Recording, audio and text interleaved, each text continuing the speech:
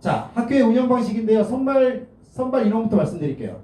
자, 선발 인원은요, 보시면 알겠지만 전국 단위 용인, 그 다음에 사통, 그리고 특례, 유공자 전형이 나눠 있는데요.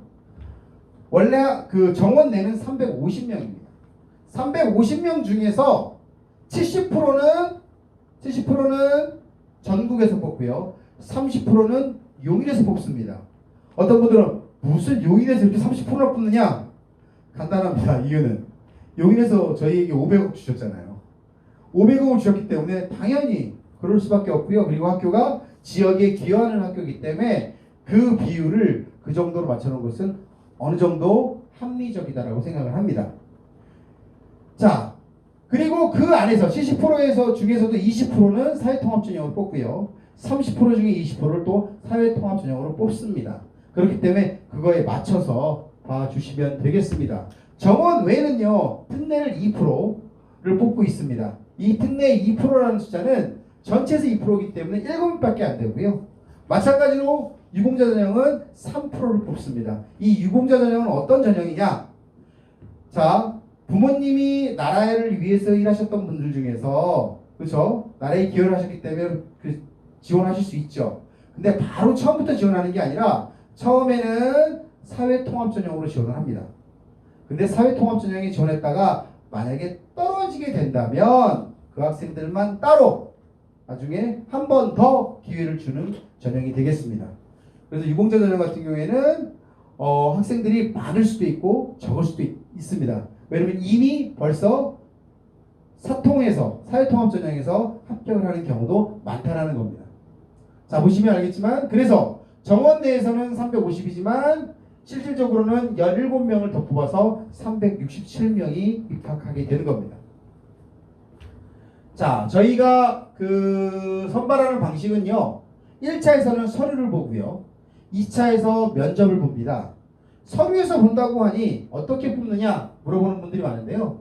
1차는요, 2학년, 3학년 때 중간고사, 기말고사 해서 국영수사과를 보게 됩니다. 사회의 경우에는요, 역사를 배치할 수 있습니다. 그래서 A, B, C, D에서 A의 숫자를 저희가 보고 성적을 내서 저희가 면접을 기준으로 2배수를 면접 대상자로 뽑게 되어 있는데요.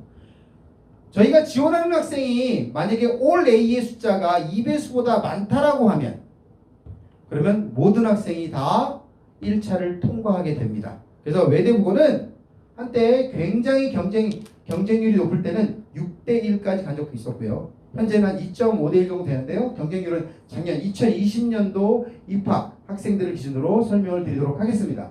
2차는요, 면접을 보는데 생기부 플러스 자기소개서 하는데 자꾸 생기부를 평가하는 줄 아는데 생기부는 절대 평가하지 않습니다. 생기부는 학생들을 보는 기준의 척도를 보는 참고사항일 뿐이라는 걸 다시 한번 말씀드립니다. 자, 한간에는 독서를 몇 권 했느냐, 봉사를 몇 시간 했느냐를 성적으로 넣는 줄 아는데 절대 그런 기준은 없습니다. 생기부를 평가하는 기준은 전혀 존재하지 않는다는 것을 다시 한번 말씀드립니다. 이것은 1차에서 성적, 국영수사과만 볼 때 평가를 할 뿐 그 외에는 평가를 하지 않는다라는 거 알아두시고요. 자기소개서를 기준으로 학생을 문제를 만드는데 자기소개서에서 연계된 생기부를 저희가 참고할 수 있다는 것만 말씀드립니다. 작년 경쟁률을 보시면 전국 일반은 어떻게 됐죠? 2.65대 1입니다. 그리고 지역 일반 용인이죠. 용인은 1.96대 1이기 때문에 지원을 했던 학생들이 2배수가 안 되기 때문에 전원 통과를 했습니다. 그렇기 때문에 올 A 아닌 학생들도 통과를 했고요.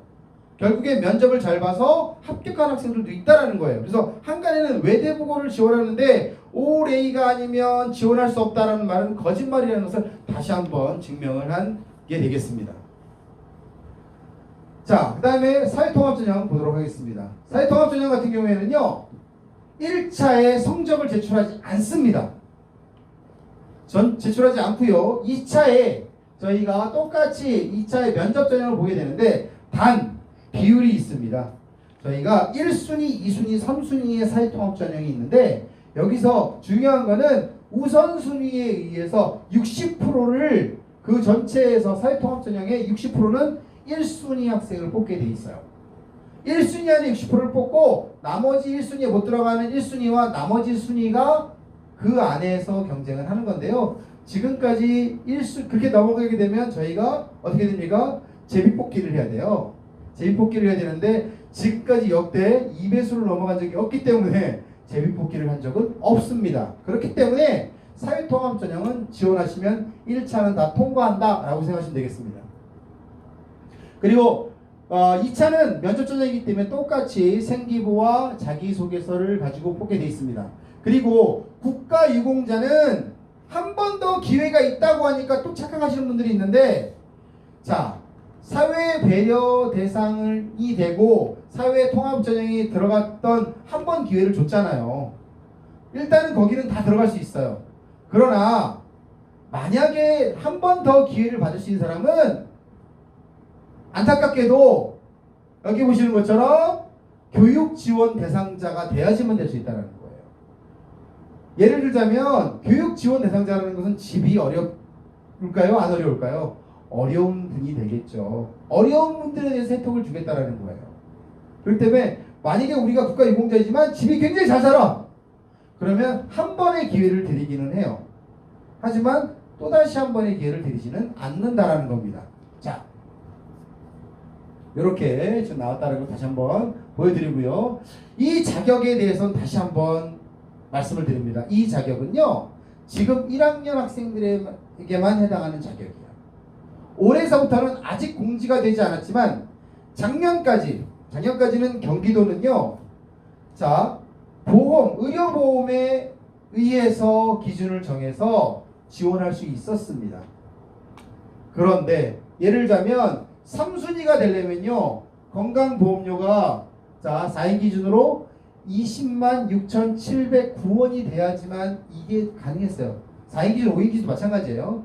뭐 19에 상관없이 이 정도만 되면 3순위 안에 들어갈 수 있습니다. 무조건 이 돈만 내는 게 아니라 그런 거죠. 한부모 가정이냐 또는 뭐 조선 가정이냐 이런 거 있지 않습니까? 그런 기준에 있는 사람이 이 돈보다 더 많은 돈을 내고 있으면 자격에 들어가지 못하는 거예요.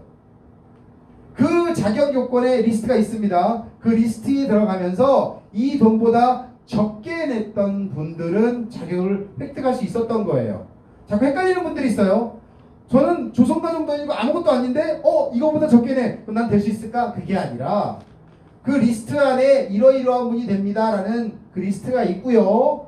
그 리스트에 있는 분들이 이 돈보다 적게 내면 자격을 획득하게 되는 건데, 지금 그 리스트는 그대로 존재합니다. 그 리스트는 존재하지만 이 의료보험에 해당하는 것은 올해부터는 바뀌게 될 겁니다. 올해부터는 의료보험이 적용되는 것이 지금 작년부터 예고를 했습니다.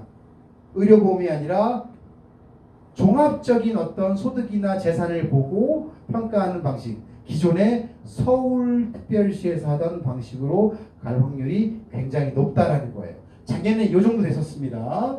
자, 특례는 똑같습니다. 특례는 작년과 똑같이 한 학기를 포함한 해외에서 4학기를 연속으로 이수하셨을 때 부모와 함께 다 있어야 됩니다. 부모가 다 같이 거주를 해야 됩니다. 이런 거에 대해서 하나 더 추가적으로 말씀드립니다. 용인지역이라는 지역에 대해서 다시 한번 말씀드리고 싶어요. 우리 지역 전형에서 서울 말고 용인지역이라는 것도 이 특례랑 똑같습니다. 양부모가 모두 똑같이 용인에 거주하셔야지만 가능해요. 둘 중에서 한 분이라도 외부에서 거주하시는 분이 계시다면 자격을 획득하실 수 없어요. 다시 한번 강조합니다. 특례와 마찬가지로 아까 지역 우수자의 전형에 해당하는 용인지역도 마찬가지로 자격을 획득하시려면 부모님을 다 모시고 있으면서 그 지역에, 용인 같은 경우에는 그 지역에 학교를 다니고 있어야 돼요. 용인 지역에 학교를 가지고 있어야 되고 부모님이 다 같이 거주하고 있어야지만 자격을 가질 수 있다. 자, 이거에 하나라도 벗어나게 되면 용인 지역의 우수자 전형에 지원할 수 없다. 특례도 마찬가지입니다. 이 내학기에다가는 2년 동안 부모님이 들락날락 하시거나 그래서 일수가 부족하거나 그렇게 되면 자격을 가지실 수가 없어요. 마찬가지로 밑에 국가유공자 교육지원 대상자 증명서 같은 걸 다시 말씀드리지만 보훈청에서 발급을 하는 것을 가지고 오셔야만 저희가 믿을 수 있다는 거 말씀을 드리겠습니다. 자, 사회통합전형 같은 경우에는요, 작년에 자 경쟁률을 보시면요, 1.55대 1이 전국 경쟁률이었고요, 지역 경쟁률이 1.14대 1이었어요. 여기서 1.14대 1이니까 무조건 다 합격한다 이것도 아니라는 거죠. 저희가 경쟁률은 숫자에 불과할 수 있어요. 학생들은 다 열심히 준비한 학생들이기 때문에 내가 1대 1이 안 되지 않는 한 절대적으로 그냥 들어올 수는 없다라는 것을 다시 한번 말씀드립니다. 자, 정원 외 같은 경우에는 작년 특례 같은 경우 보시면 2.25대 1이었고요. 국가유공자 정원 외로 넘어가는 케이스는 작년에는 없었습니다. 한 명도 없었다는 것을 말씀드리겠습니다. 통합교과과정이 불리한 선택 트랙이 있나요? 라고 말씀하시는데 외대부고는 다른 학교보다 속도가 빠르다고 얘기를 하는 분들이 계시는데 그렇다고 해서 수업 시간에 선행학습을 하진 않습니다. 그 학기에 맞춰서 나라가 제시한 것을 하고 있다는 거예요. 여기서 수학이 정말 어려워서 통합으로 운영을 하면 인문이나 국제들은 성적이 낮을 거다. 마찬가지로 통합으로 하면 영어가 어렵기 때문에 국제가 유리하고 나머지가 불리할 거다라고 얘기하는데 그렇지 않습니다. 저희가 수학 1등이 인문에서 나오고 그 다음에 영어 1등이 자연에서 나오는 경우도 있다는 거예요. 그리고 나오는 퍼센트도 각 반별로 비슷합니다. 결국에는 내신이나 학생들이 학교에 적응하는 것은 학생의 성실도지. 그것이 미리 가지고 있는 선행학습의 능력이 아니라는 것을 보여주고 있고요. 불리한 선택은 없어요. 학생들이 즐겨하고 2학년 때부터는 그에 맞춰서 심화적으로 단계가 들어가기 때문에 본인이 맞는 게 들어간다면 거기에서부터 다시 한번 스타트를 하는 것이지 1학년 때는 불리한 트랙이 있지는 않다라는 겁니다.